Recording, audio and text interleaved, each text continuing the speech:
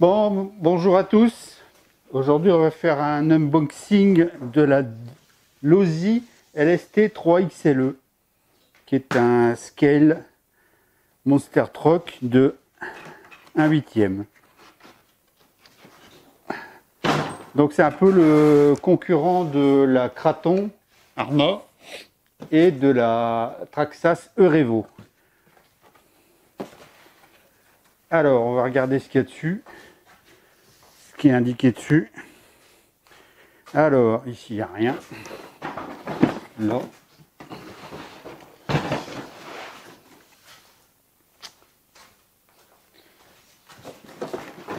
Sur le côté.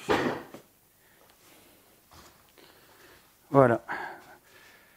Donc en fait, on a un récepteur Spectrum avec ce qu'on appelle le dashboard, c'est-à-dire, je pense, l'utilisation d'un smartphone pour permettre d'avoir un certain nombre d'informations. Ce Monster Truck est équipé de l'AVC, c'est-à-dire un système de, je pense, de stabilisation quand on le conduit. Je verrai à l'usage, mais ça doit être un peu comme le TSM de chez Traxxas.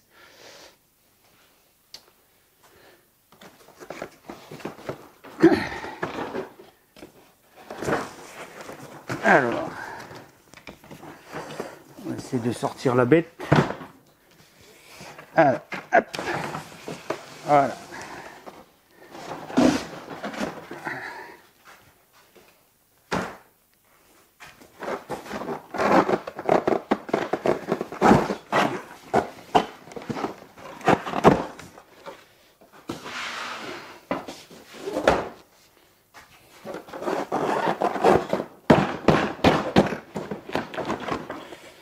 Bien emballé.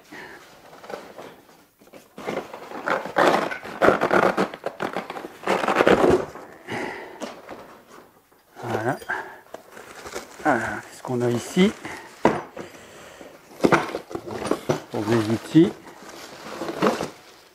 Et émetteur. Donc émetteur Spectrum. Alors qu'est-ce qu'on a? On a throttle trim, steering trim, reverse steering, reverse throttle. Ici j'ai deux boutons en plus, je ne sais pas à quoi ça sert. Ah si, throttle limit. Ah oui, donc ici en fait on a trois positions pour le throttle, ce qui fait que on peut diminuer la vitesse, pas le mettre à fond. Donc il y a trois positions, il y a L, M, H pour le throttle. Et on a un truc aux, je sais pas si ça sert. Et ici donc on a l'AVC qui permet de stabiliser, je pense, l'engin. Alors, on a des gros rilsans à enlever, comme d'habitude. On va sortir le couteau.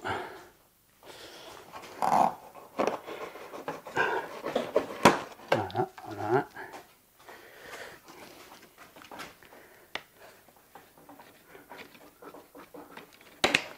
Et on lève.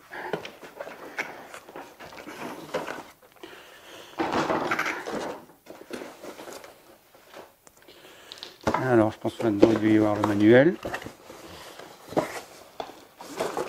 Voilà.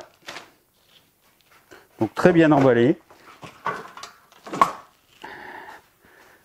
Très bien emballé, plastique costaud, enfin plastique carton costaud. Alors, qu'est-ce qu'on a en plus? Donc, on a les piles avec. On a la clé pour permettre de démonter les roues.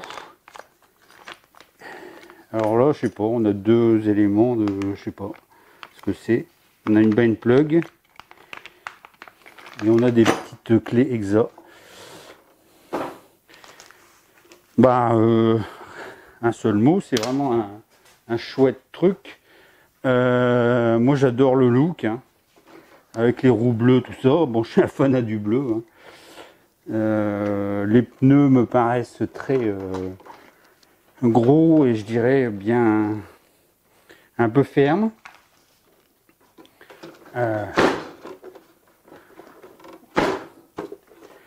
La suspension, rien à dire. Donc on a à l'arrière la barre pour le faire du wheeling. Il faudra voir à l'usage, mais elle paraît correcte. Alors ici, je pense qu'on doit pouvoir ouvrir en levant le carreau. Voilà, impeccable. Donc je vous laisse voir. Donc on a 2 logements de batterie. 1, 2. Donc on peut aller jusqu'à 6S. On a un moteur 2200 kV 4 pôles refroidi, c'est-à-dire avec des ailettes. Vraiment chouette, hein, rien à dire. On a un ESC donc, qui va jusqu'au 6S et un récepteur.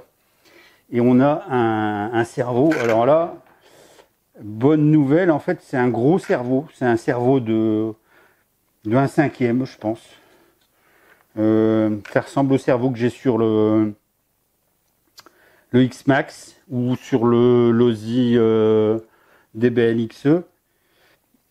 Donc c'est vraiment une belle bête. Alors,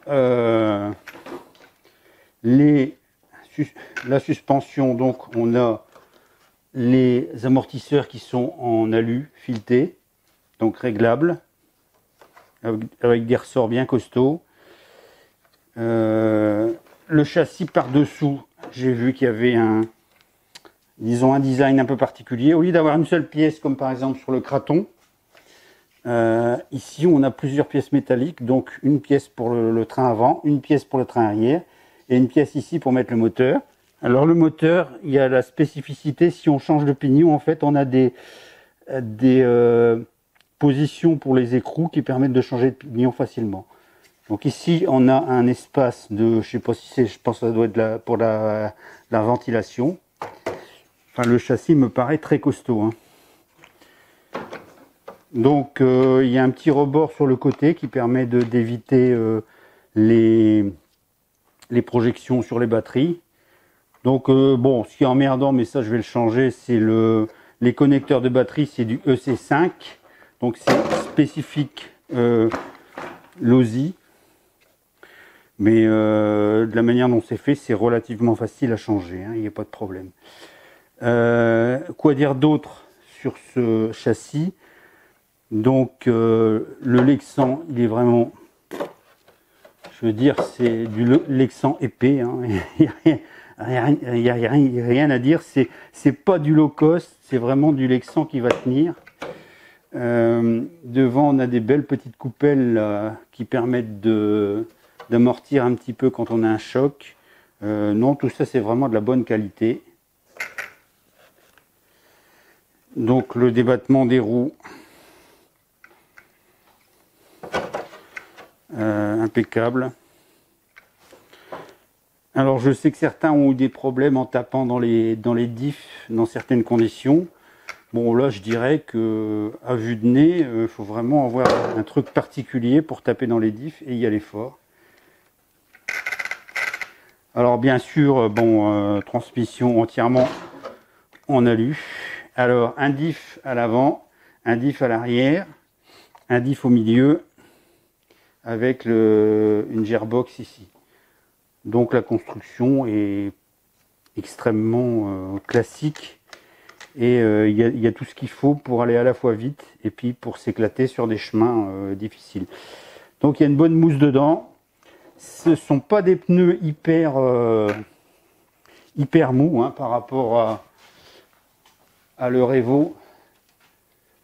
Le Revo est un poil. Le Revo et le Kraton sont un poil plus durs que ça, plus mou que ça. Ça c'est vraiment pour vous montrer par exemple avec le Revo.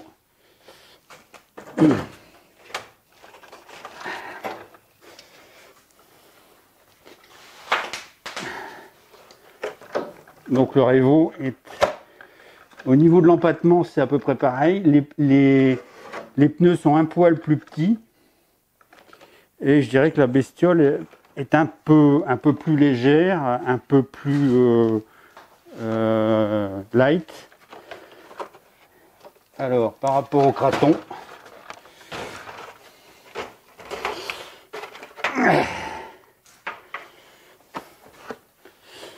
Alors ça c'est un Kraton V3. Donc pareil, les pneus sont un peu plus gros.